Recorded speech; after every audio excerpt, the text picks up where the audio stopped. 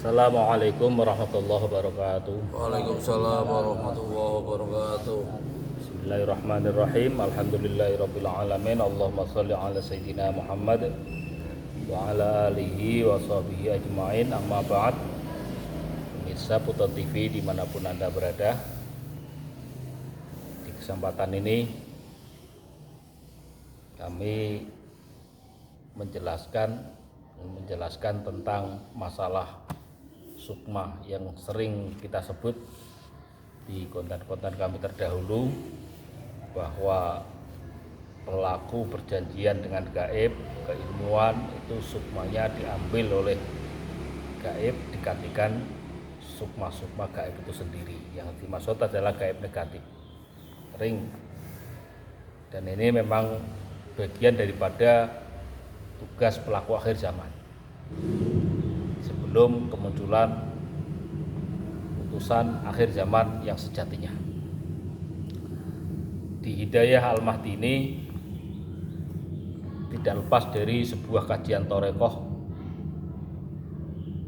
di bahasa sukma, di Arabnya sering disebut dengan nafsaniyah, tapi di kajian Torekoh lebih khusus disebut dengan bahasa latifah atau software, bahwa di badan kita selain ada jasmani kasar yaitu raga kita, juga ada roh yang telah ditiupkan oleh Allah untuk menyambungkan roh yang ditiupkan oleh Allah dengan jasad yang menjadi raga kita dari kumpulnya dua sperma bapak ibu kita. Di tengah ada sambung yang menyambungkan antara keduanya, dinamakan sukma atau jiwa ataupun software. Ada software penyambung, ataupun dalam istilah Torekoh namanya latifah. Dan latifah itu ada berapa? Ada yang mengatakan 4, ada yang mengatakan ada 7, ada yang mengatakan ada 9. Kami mencoba menjelaskan satu persatu atas versi Torekoh yang ada di Buton ini.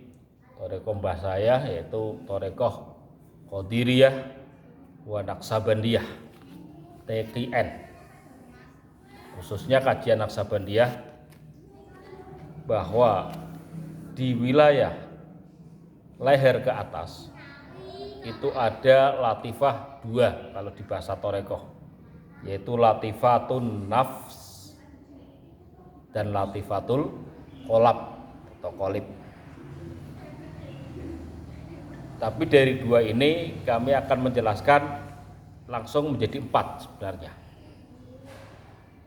yaitu latifah atau yang disebut dengan nafsu yang di tengah-tengah antara alis kita, itu ada namanya otak kecil. Bahasa kulonannya jenenge otak keseimbangan. Otak kecil, otak keseimbangan, itu namanya latifatun nafs. Dalam bahasa nafsu dikatakan nafsul mutmainnah, yang dipanggil oleh Allah ya ayyatuhan nafsul mutmainnah. Kalau otak keseimbangan, softwarenya, sukmanya diambil oleh gaib, maka keseimbangannya menjadi nggak normal. Dalam pertimbangannya sudah nggak normal, apalagi kalau jadi hakim, ya nggak normal dalam memutuskan sebuah perkara, karena software pertimbangan yang tertinggi yang menjadi nafsul mutmainnah telah hilang, telah digantikan iblis. Ya pertimbangannya menjadi pertimbangan negatif iblis itu sendiri. Ini nafsu yang tengah, otak kecil. Kalau bahasa psikologis istilahnya SQ, spiritual quotient. Nah ini sukma. Ada otak sebelah kiri, otak besar, otak data, otak emosional quotient, jadi kecerdasan emosional. Ini kalau dalam bahasa nafsu namanya nafsul amarah, nafsu yang banyak marahnya, emosi. Emosi itu juga baik, karena dari emosi itu kita menjadi semangat. Tapi kalau jengkelan nggak baik, jenenge emosional. Makanya Rasulullah dalam riwayatnya la taghdab faradada miroron. Jangan kau senang marah-marah. Ini pakai otak kiri, otak emosional. Ini juga namanya sukma, ada sukmanya. Isinya data. Terus yang di sebelah kanan namanya intelligence quotient, kecerdasan intelek. Untuk ngitung-ngitung, untuk hafalan yang awalnya, bukan simpanan hafalan, untuk hafalan awalnya. Ini dalam sebuah latifah namanya latifah sufiyah, ataupun nafsunya namanya nafsu sufiyah. Di situ sifat yang banyak itu sifat senang dunia, cinta dunia. Jadi kalau sudah ngurusi dunia, senangnya merekayasa. Bagaimana supaya dunia ini milik kita semua. Kalau dikasih amanat, bagaimana amanat itu bisa kita long, berapa persen untuk kita. Kalau jadi pejabat, ya senangnya korupsi, merekayasa. Makar, senangnya itu makar, itu otak kanan. Makanya saya curiga banyak pejabat-pejabat kita di Indonesia yang senangnya hobinya korupsi, hobinya serakah, hobinya khianat. Itu jangan-jangan sukma atasnya ini kecerdasannya sudah enggak kurang. Sudah kurang mungkin sudah digantikan sukma iblis.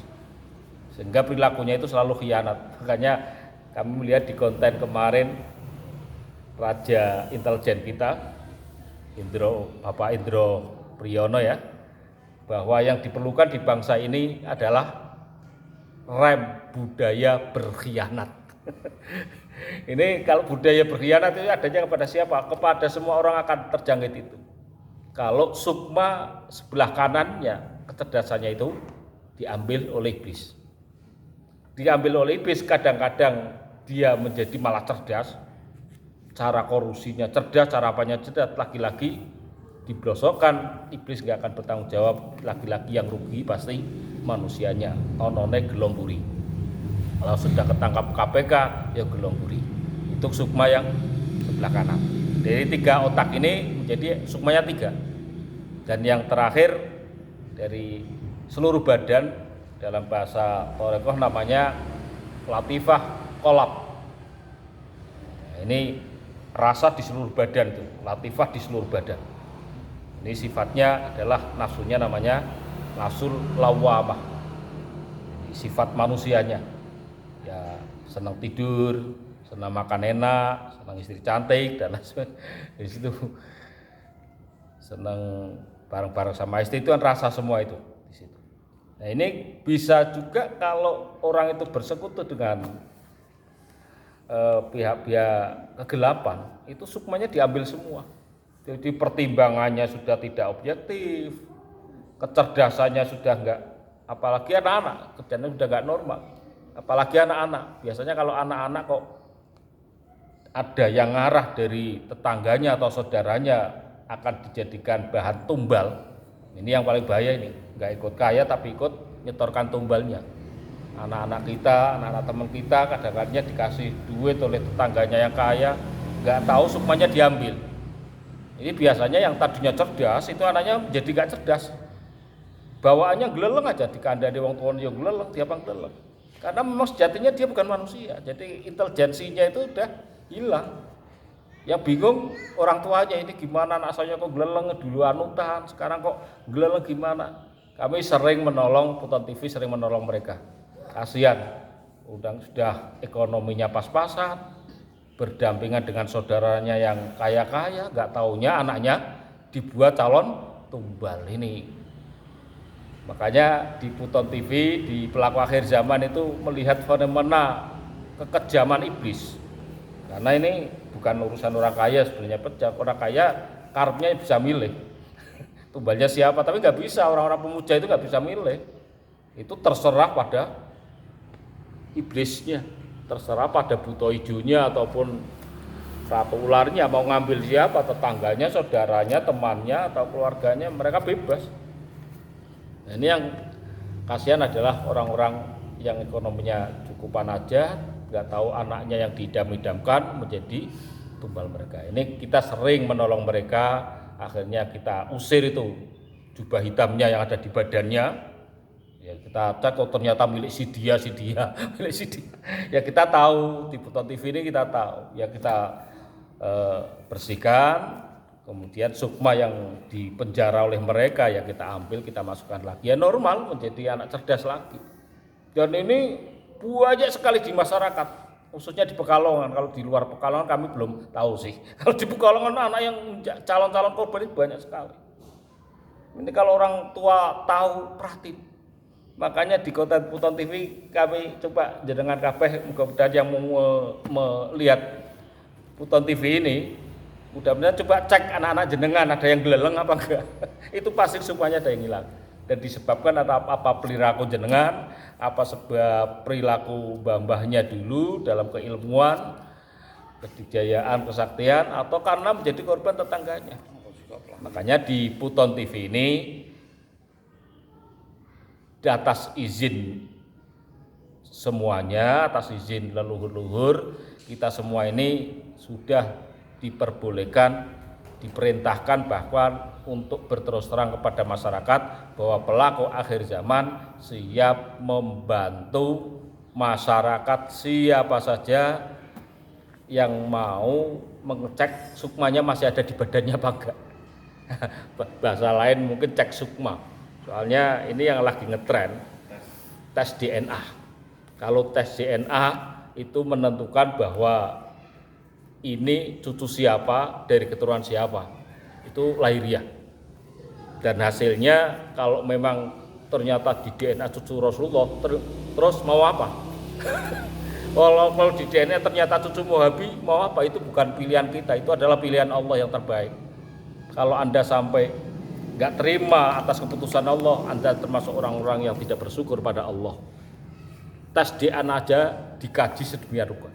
Maka Buton TV mengadakan bukan tes DNA, tapi tes sukma. Apakah jenengan itu sukmanya di dalamnya itu sudah menjadi iblis, manusia, siluman, atau apa, ratu-ratu buaya atau yang lain, atau di dalamnya sudah murni sukma manusia yang sejatinya. Ini kami siap membantu masyarakat umat Islam dalam ranah persiapan di akhir zaman ini, yang dengan harapan kita semua bisa diterima imannya dan husnul khotimah. Karena inti dari pengembalian sukma masyarakat adalah menyiapkan diri kita supaya imannya menjadi iman yang sahih, supaya dada kita, jiwa kita tidak dikuasai oleh iblis. Kalau dadanya dikuasai iblis, sering kami sampaikan, itu sebenarnya orang kafir menurut Allah. Supaya kita tidak dianggap orang kafir menurut Allah, ayo coba dicekkan sukmanya supaya sukma kita kembali dan menguasai jasmani kita, dan ibadah yang benar dan taat yang benar, supaya menjadi orang yang takwa, sehingga imannya kita itu benar, takwanya benar, akhirnya kita dipanggil oleh Allah ya ayyuhalladzina amanu. Indahnya kalau kita dipanggil ya ayyuhalladzina amanu oleh Allah. Kita sedih melihat kondisi umat setelah kami mempraktekkan membantu sekian banyak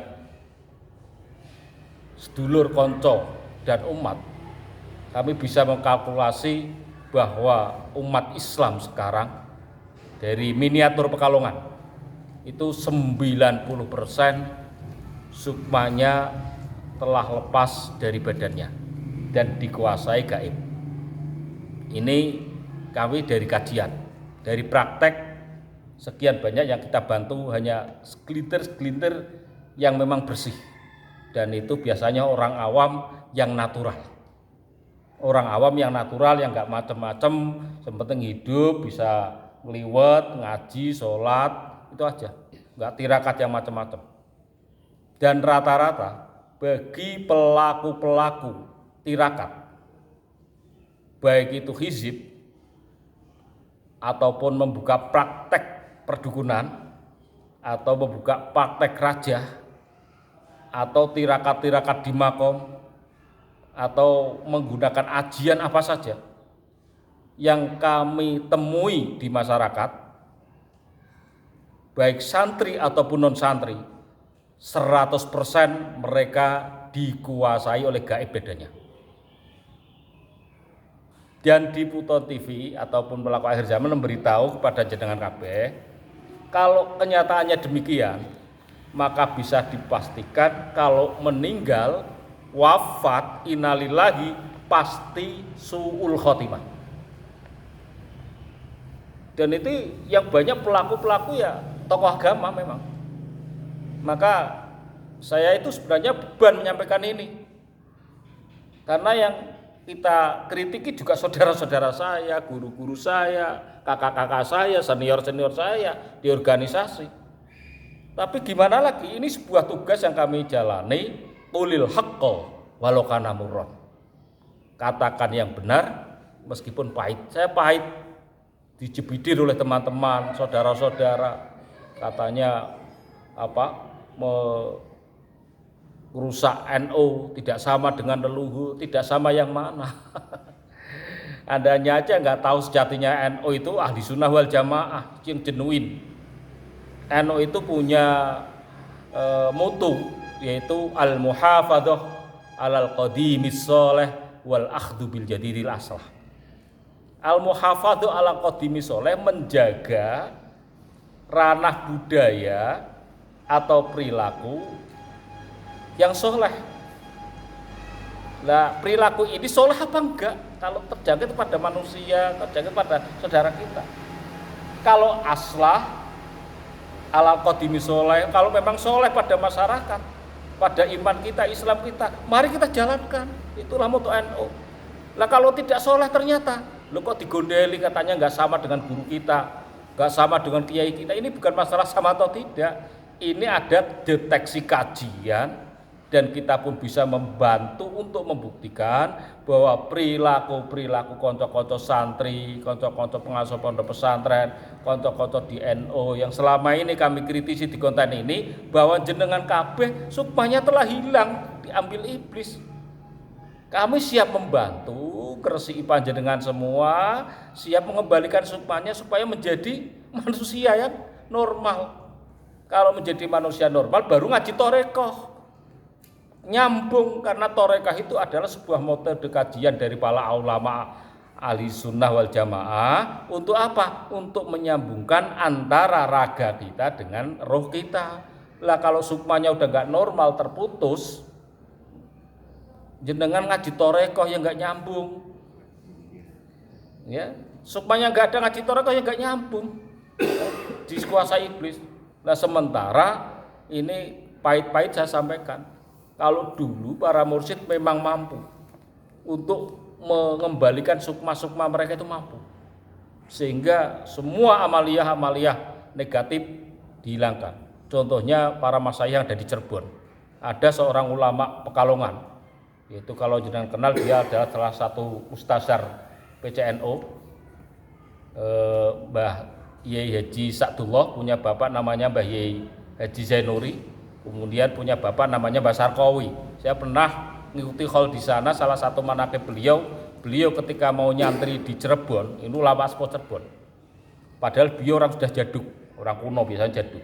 Maka tidak diterima nyantrinya di Cirebon sebelum menghilangkan semua unsur-unsur gaib yang ada di badannya, baru diterima. Itu kehebatan ulama Cirebon dulu, ulama Torekoh dulu, karena beliau tahu.